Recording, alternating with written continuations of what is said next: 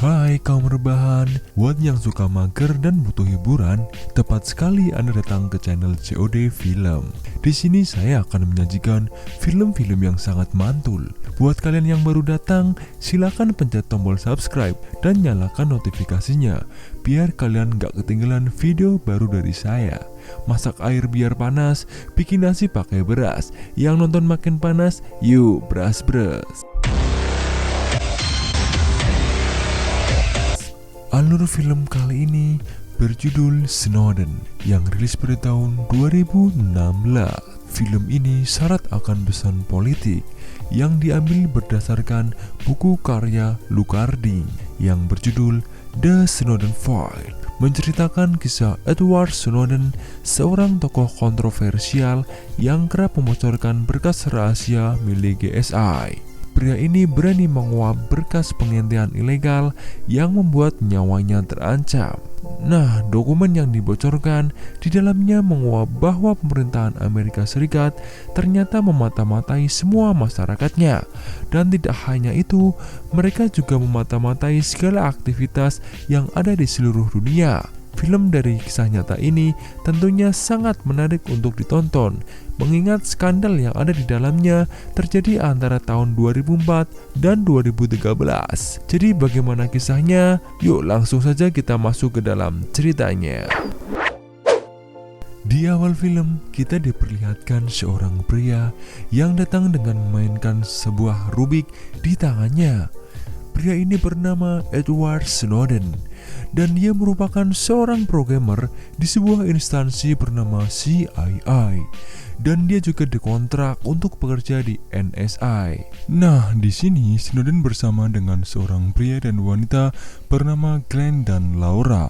Mereka merupakan seorang wartawan yang bekerja pada perusahaan media bernama The Guardian. The Guardian sendiri merupakan perusahaan penerbit berita harian yang sangat sensitif terhadap pemerintah. Melalui The Guardian ini, nantinya Snowden akan membongkar program rahasia milik pemerintah. Idenya, The Guardian akan dijadikan Snowden sebagai publisher yang akan memberitakan data rahasia milik GSI. Di sini, Snowden mulai menceritakan kisah hidupnya. Pada awalnya, Snowden merupakan seorang prajurit angkatan darat yang kemudian beralih profesi menjadi seorang programmer. Keputusan ini dilatar belakangi oleh sebuah insiden kecelakaan yang dialami sewaktu menjadi seorang prajurit. Dokter menyarankan kepadanya untuk mengabdi kepada negara dengan cara lain. Pada akhirnya, Snowden memutuskan untuk mengabdikan dirinya di lembaga mata-mata milik negara. Lembaga itu bernama CIA. CIA ini dikepalai oleh seorang direktur bernama Corbin. Di hari berikutnya, Snowden datang ke pusat pelatihan CIA yang berada di Virginia. Dia kemudian bertemu dengan seorang wakil direktur yang bernama Hank Forrester. Dia ini merupakan seorang insinyur di bidang teknologi. Banyak hardware dan software yang telah dikembangkannya untuk kepentingan negara. Di tempat inilah para agen CIA dilatih. Mereka pun disuruh untuk membuat sebuah protokol komunikasi tersembunyi pada sebuah jaringan dalam waktu 5 jam. Tidak memerlukan waktu selama itu, Snowden dapat menyelesaikan tes tersebut dengan waktu 38 menit saja. Dengan kepintaran dan kejeniusannya, dia mampu menyelesaikan program tersebut dengan sangat cepat. Hal itu pun membuat takjub sang direktur. Kemudian Snowden pertama kalinya bertemu dengan pacarnya yang bernama Lindsay. Mereka berkenalan melalui sebuah situs kencan bernama Geekmat. Lindsay yang cantik ini merupakan seorang fotografer. Dia juga tertarik pada politik yang berhubungan dengan pemerintah. Di hari berikutnya, Snowden belajar tentang sebuah undang-undang CIA. CIA tidak hanya menerima surat pemerintah secara publik, tapi juga secara rahasia. Dan undang-undang itu bernama Visa Code. Visa sendiri merupakan sebuah undang-undang yang berfungsi untuk memberikan wewenang kepada intelijen untuk mengawasi siapa saja yang sangat mencurigakan. Ketika Snowden sedang menguji sistem keamanan jaringan CIA, dia pun mengalami masalah dengan atasannya. Dia dituduh telah meretas jaringan tersebut. Padahal hal itu dia lakukan untuk mencari lubang keamanan pada jaringan itu. Karena Snowden telah melihat data sensitif dari sistem yang telah diretas, atasannya pun takut jika data sensitif yang ada di server mereka bocor kepada publik. Kemudian dia pun disuruh untuk menghancurkan semua file arsip yang tidak terpakai lagi. Saat sedang menghancurkan data, Snowden bertemu dengan salah seorang temannya yang bernama Gabriel. Gabriel ini adalah programmer yang sangat jago. Dia kemudian menunjukkan kepada Snowden sebuah program mata-mata yang bernama XKeyscore. Program ini bekerja layaknya mesin pencari Google. Bedanya, jika Google hanya menampilkan sesuatu yang telah dipublikasikan, program ini mampu menampilkan sesuatu yang bersifat pribadi, seperti chat, video call, komunikasi telepon, data pribadi, dan lain-lain. Pokoknya program XKeyscore bisa memata-matai segala aktivitas masyarakat di luar sana. Kemudian Snowden bertemu dengan seorang agen CIA. Mereka membicarakan sebuah misi untuk menjadi salah satu bankir yang bernama Marwan. Hal itu dilakukan untuk kepentingan negara. Untuk menjatuhkan bankir tersebut, Snowden meminta bantuan Gabriel untuk mencari tahu latar belakang si bankir itu. Hal itu dilakukan agar mereka dapat melihat jelas untuk mengendalikan Marwan. Di sini, Gabriel menggunakan program XKeyscore. Program ini tidak hanya bisa mengakses sesuatu yang ditulis, tapi juga dapat sesuai tanpa pengetahuan sang pemiliknya. Jadi kamera yang ada di handphone dan di laptop bisa ditembus oleh program ini, dan hal inilah yang sangat bahaya. Aktivitas tersebut tentu akan sangat jelas terpantau dengan program ini, dan tentunya tidak ada lagi privasi di dunia ini. Dengan program inilah Snowden dan Gabriel menemukan data yang mereka cari. Rupanya pacar putri Marwan tinggal bersama ibunya secara ilegal. Hal itu pun Snowden manfaatkan sebagai bahan untuk menekan mental Marwan. Dan benar saja, malam harinya mereka ditemui Marwan yang merasa tertekan akibat putrinya yang sedang depresi karena pacarnya yang telah dideportasi. Melihat kondisi Marwan yang sedang mabok, sang agen memiliki sebuah ide. Dalam kondisi mabuk tentu dilarang untuk mengemudi. Hal inilah yang dimanfaatkan mereka untuk membuat Marwan masuk penjara. Ketika Marwan di penjara, pada saat itulah kesempatan bagi mereka untuk mengajukan sebuah kesepakatan dengannya. Dan kesepakatan itu semata-mata untuk kepentingan negara. Seiring dengan berjalannya waktu, Snowden mulai khawatir dengan program mata-mata milik NSA. Program mata-mata itu tentunya akan mengancam privasi masyarakat. Jika ada masyarakat yang lagi mantap-mantap, tentu dengan jelas bisa terlihat dan dipantau oleh negara ini. Dan tentunya hal itulah yang sangat tidak etis. Saat Presiden Barack Obama terpilih, Snowden kembali dikontrak oleh CIA dan ditempatkan di Geneva.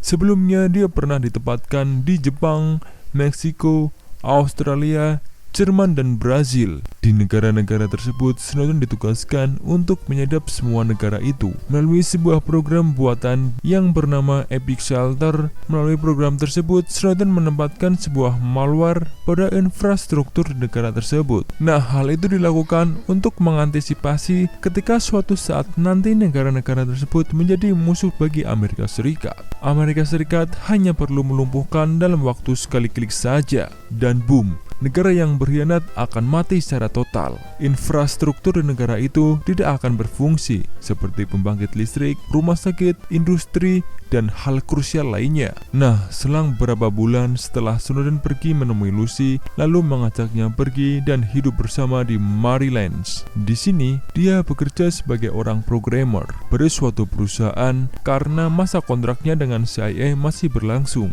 Snowden pun kembali bekerja di sana, namun kali ini ia menjabat sebagai seorang konsultan solusi di bidang program. Hati nurani Snowden tergerak saat melihat 3 pejabat tinggi yang mengajukan keluhannya tentang penyalahgunaan kekuasaan dalam hal privasi. Akibatnya, FBI menyerbu rumah mereka dan memenjarakannya. Pada hari berikutnya, seorang bernama Thomas Crick, hal yang sama juga terjadi kepadanya. Namun kali ini, Thomas berusaha mengubah sistem dari dalam. Akibatnya, dia dituduh melakukan spionase dan bernasib sama seperti mereka. Hal itu pun membuat Snowden berada di satu titik. Keresahan Snowden dalam hal privasi membuat jiwanya ingin membongkar kelakuan pemerintah yang memata-matai masyarakatnya. Ia pun harus memilih antara pekerjaan di NSA atau mengungkapkan kebenaran yang sesungguhnya. Karena berada dalam tekanan, penyakit epilepsi yang diderita Snowden pun kambuh. Dokter berkata bahwa epilepsi merupakan jenis penyakit bawaan lahir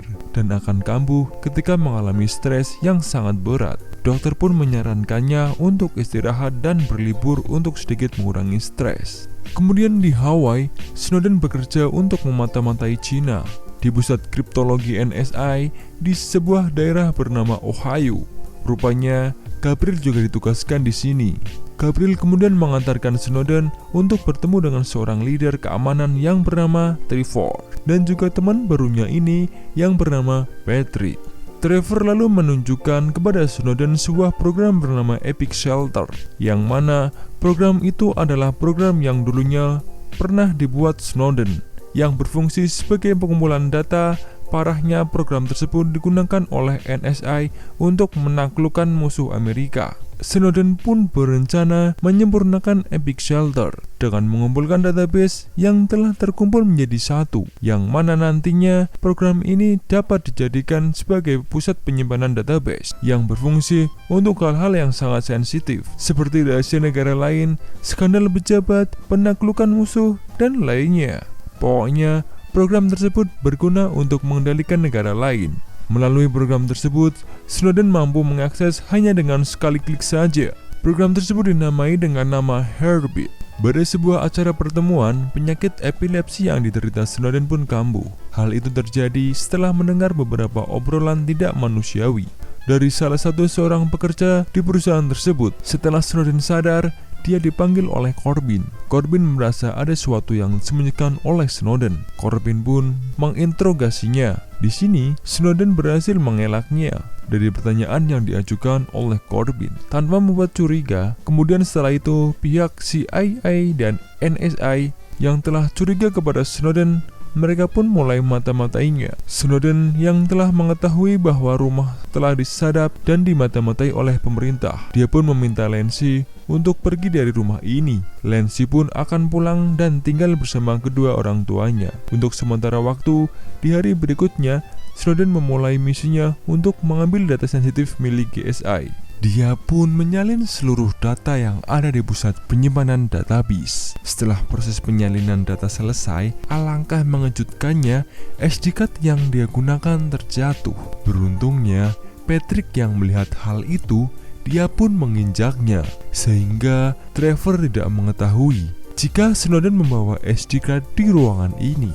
Di pusat kendali ini, tidak dibolehkan membawa handphone, flash disk, SD card, dan alat penyimpanan lainnya. Itulah mengapa Snowden sangat berhati-hati dalam menyembunyikan SD card tersebut. Lalu, dia pun menyimpan SD card itu ke dalam sebuah rubik, agar nantinya alat penyimpanan itu tidak terdeteksi oleh gerbang X-ray. Dengan data penting NSA yang telah dikopi Snowden, dia pun akan keluar dari tempat ini. Ketika melewati gerbang X-ray, Snowden menggunakan sedikit trik dengan melempar rubiknya ke arah salah satu penjaga agar SD card yang berada di dalamnya tidak terdeteksi oleh mesin X-ray tersebut. Lalu Snowden dengan data rahasia yang dimilikinya menemui dua orang jurnalis seperti yang terlihat di awal film, dan program yang paling rahasia pemerintah pun berhasil dipublikasikan melalui media sebagai perantaranya. Semua orang akhirnya tahu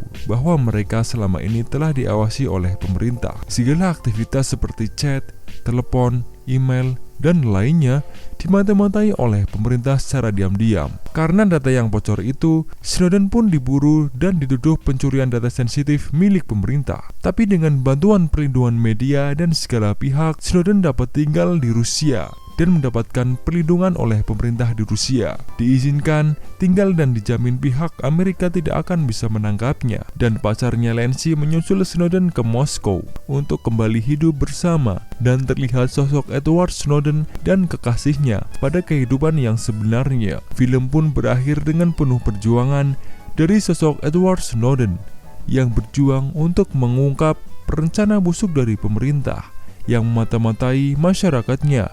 Dia rela menjadi buronan di negaranya sendiri hanya untuk mengungkapkan hal yang benar. Dan juga sosok Lancy adalah wanita yang menerima Snowden dengan apa adanya. Segala masalah dan perjuangan kehidupannya dia lewati bersama dengan Snowden. Itulah alur cerita dari film Snowden. Film yang berdasarkan kisah nyata membuka mata kita. Apa jangan-jangan dalam detik ini privasi ini hanyalah ilusi belaka? Segala aktivitas kita di internet dan di dunia nyata telah dipantau. Sangat menyedihkan sekali ya sob.